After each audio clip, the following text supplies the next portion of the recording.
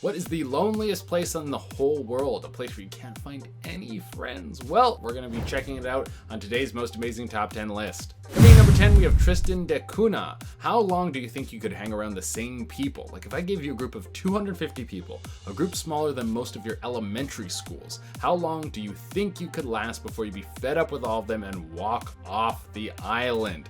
Well, if you live on the island of Tristan da Cunha, you wouldn't have a choice. This is the most remote inhabited island in the world.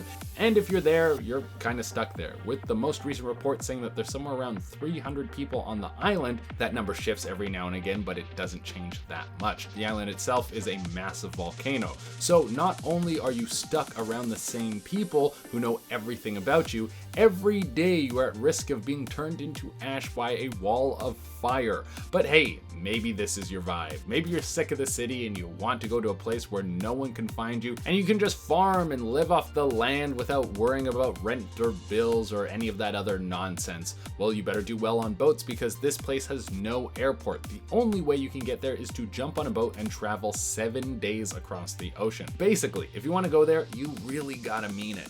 Coming in at number 9, we have Oymyakon, Russia. It's no surprise that Russia is a hard place. Russians are known for their durability and grit. So what would one of the harshest Russian cities look like? Well, look no further because I'm going to bring it to you. Oymyakon is the coldest inhabited city in the world. Why do people live there? I have no idea. Maybe they think the whole world is like that and there's no point in leaving. The average temperature there is somewhere around negative 60 degrees Celsius. That's cold enough that exposed skin can burn in a matter of seconds.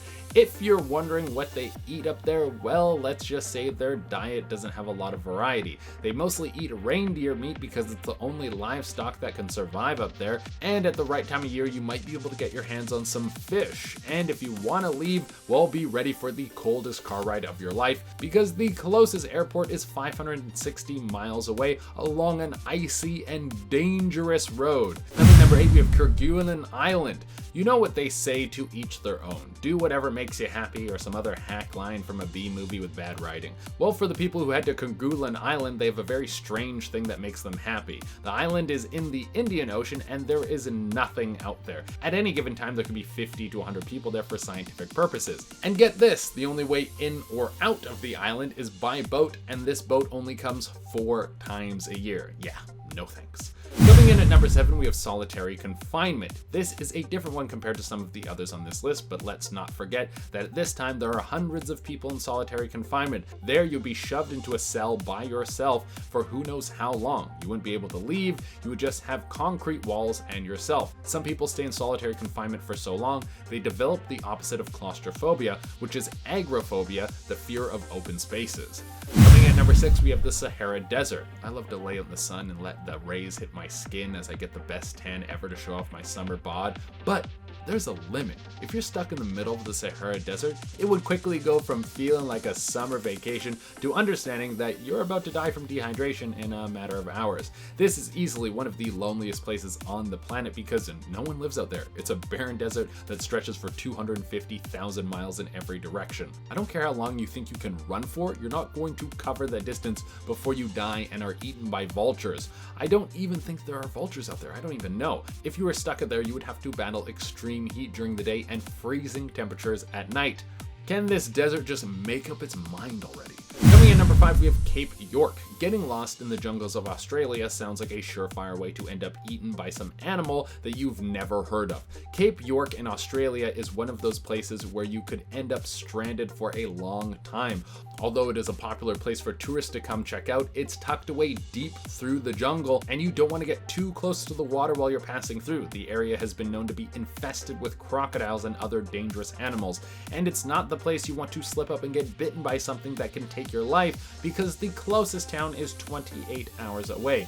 I mean, I like to get away. I love to get into nature and hang out with some people away from the busy city, but I don't like it that much. I'll drive an hour out of the city, stop at a park with some buddies, eat a sandwich on a bench, and then get some sun, and then head home. That's about it. I don't need to be so far into the wilderness that if I sprain my ankle, I'm pretty much dead. If you do want to test your mettle in this tucked away spot, then you should get a 4-wheel drive Jeep or an ATV because it's going to be a bumpy ride. Coming in number 4, we have Snake Island. I've talked about Snake Island before, and I'm going to talk about Snake Island again because I love talking about Snake Island. Every time I say Snake Island, I feel like I'm talking about the sequel to Snakes on a Plane, where the plane crashes on a deserted island, and now the people who survived the crash must deal with the snakes again, but this time on an island. How am I not a famous Hollywood producer by now? Well, if you don't know, Snake Island is a landmass off the coast of Brazil, and if you haven't been able to figure it out by now, this place has a few snakes. People say that there are so many snakes on Snake Island that it's hard to step foot on land without a snake wiggling under your foot. Oh, and you better believe that a good number of the snakes on this island are poisonous.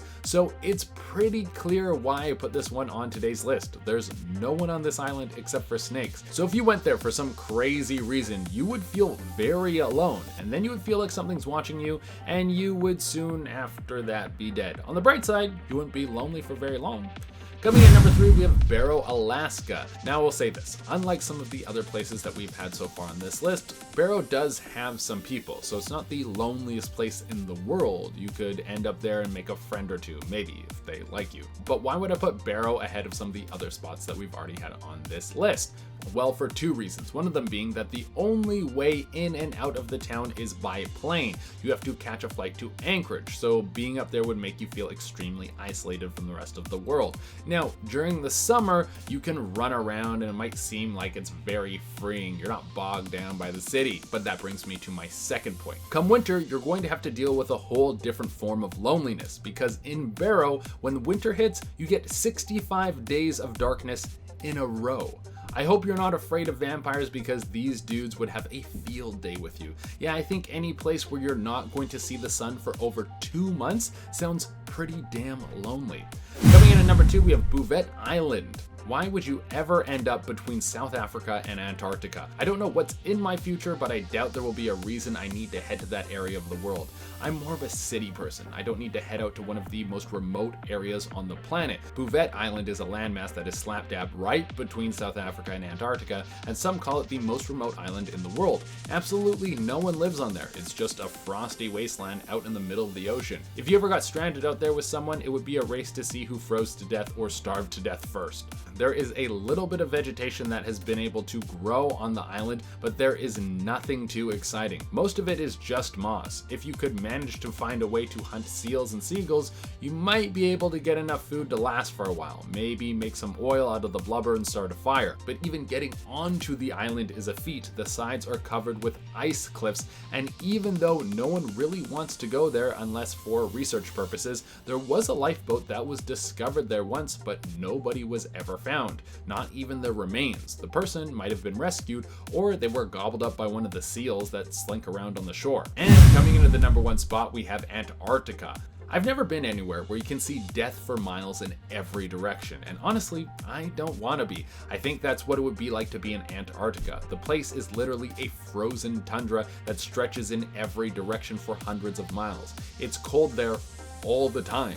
You know how when you go outside during winter and your feet are cold and you think, I can't wait to go home and warm up? Yeah, that time never comes when you're out there. You're literally just cold forever. Literally.